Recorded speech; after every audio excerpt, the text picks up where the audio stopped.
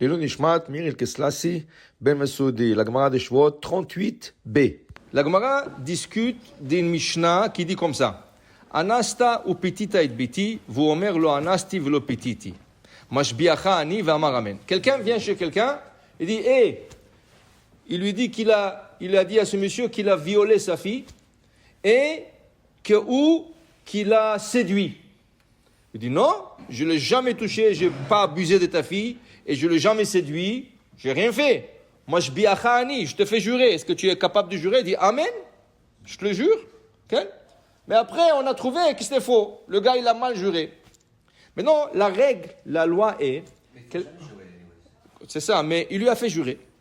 Maintenant, la chose est, quand quelqu'un prend une femme, une fille comme ça, et ou il abuse, ou il la séduit, il doit payer une amende, selon la Torah. 50 pièces au père. Il doit payer une amende 50 pièces. Et s'il a séduit, s'il a abusé, ça veut dire qu'il a pris de force, la Torah dit, il doit la marier, et il ne peut plus la divorcer jamais dans la vie. Quoi qu'il arrive entre eux, jamais il pourra le divorcer. Jamais. Okay? Maintenant, ici, la Gemara discute. Okay? Maintenant qu'on a trouvé qu'il est menteur, qu'est-ce qui arrive? Qu'est-ce qu'il doit payer à part? Okay? Alors, Rabbi Shimon Bar Yochai dit pas tour. Il ne paye pas. Il ne paye pas parce que, bon, il a menti, mais il ne paye pas. Et Chachamim, ils disent non, il doit payer parce que, quand même, il y a le knas, il y a l'amende qu'il doit payer de 50 pièces. L'amende de 50 pièces. L'idée, bon, la Gemara va discuter, la Gemara va donner toutes sortes des exemples pour Rabbi Shimon Bar Yochai, pour qu'est-ce qu'il pense. Mais l'idée, je voudrais prendre plus l'idée de cette Gemara. L'idée est, ce monde, c'est pas free for all. Ça veut dire, tu fais pas tout ce que tu veux dans ce monde. La Torah a limité les personnes. Voilà, tu prends une fille, tu la séduis, tu l'abuses. Hein? La Torah dit, maintenant tu vas payer. Tu crois que cette fille, tu la trouves comme ça dans la rue et tu la séduis? Non. Tu vas la marier.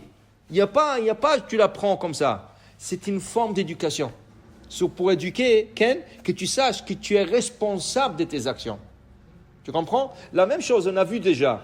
C'est passé déjà, on a vu déjà dans Parashat Mishpatim. Quelqu'un qui va voler. Quelqu'un qui vole. Qu'est-ce qu'on lui dit? Ok, rends. Tu as volé $100, tu as volé $1000, rends l'argent. La chose est, jusqu'à qu'on l'a attrapé, il a déjà dépensé l'argent. Alors il n'a plus rien. Il dit, j'ai rien. Ah, tu n'as rien? Beddin, il le prend, il le vend pour 6 ans. 6 ans, ils vont le vendre. Okay? Et il va. Pourquoi? Il faut l'éduquer, ce monsieur, il est voleur. Okay? Alors on lui a dit, rends l'argent, on aurait fini l'histoire. Tu aurais rendu l'argent, on aurait fini l'histoire. Maintenant que tu ne l'as pas rendu, qui nous garantit que tu ne vas pas le répéter une autre fois? Alors il faut qu'on te corrige. Alors la Torah, elle veut descendre au cœur du problème. Alors dans le cas de la fille, tu la maries et tu es bloqué, tu t'amuses plus avec ça. Dans le cas du voleur, pour 6 ans, tu vas servir dans une maison religieuse, super religieuse. Et tu vas être là-bas, et tu vas voir qu'est-ce que c'est Shabbat, tu vas voir qu'est-ce que c'est les fêtes, et tu vas voir qu'est-ce que c'est le Balabait, il met le tfilim chaque matin. Okay? Si tu es un voleur, alors peut-être tu ne fais pas Shabbat, tu ne fais pas tfilim chaque jour, tu comprends? Il faut qu'on t'éduque là. Seulement la Torah, ce n'est pas punir encore, c'est pour éduquer. C'est pour éduquer. Dans les pays arabes, qu'est-ce qu'il aurait fait à ce monsieur? Il lui aurait coupé la main. Ah, tu as volé? Paf, on te coupe la main.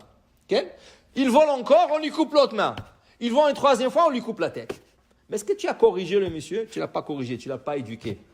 Dans le pays occidental, soit disons moderne, qu'est-ce qu'on fait avec un voleur? Prison. Mais dans la prison, il va y avoir des plus grands voleurs que lui. Il va sortir professionnel. La Torah dit non, ce n'est pas l'idée de punir quelqu'un. On n'est pas là pour punir, on est là pour éduquer. Je dois l'éduquer. 6 ans dans une famille religieuse. Attention, on s'occupe de toi, hein?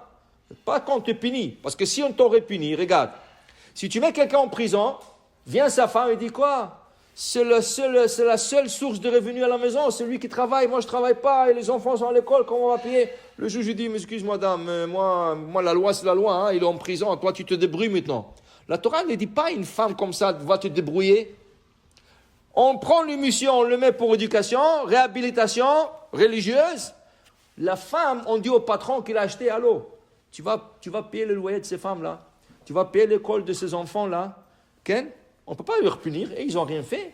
On veut éduquer le monsieur, mais la femme, elle n'a rien fait, les enfants n'ont rien fait. Tu dois t'occuper d'eux.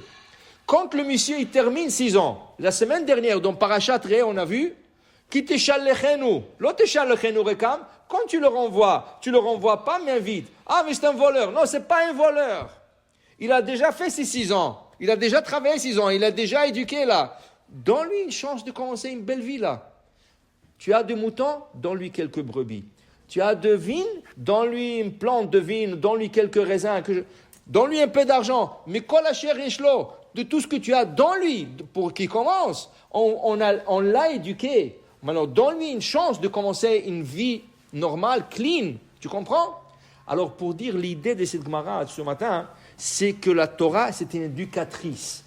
C'est pas pour punir, tout le punition. Quand quelqu'un mange non kosher, on lui donne malkot, ken? C'est pas pour punir, shalom. C'est pour éduquer la personne, ken?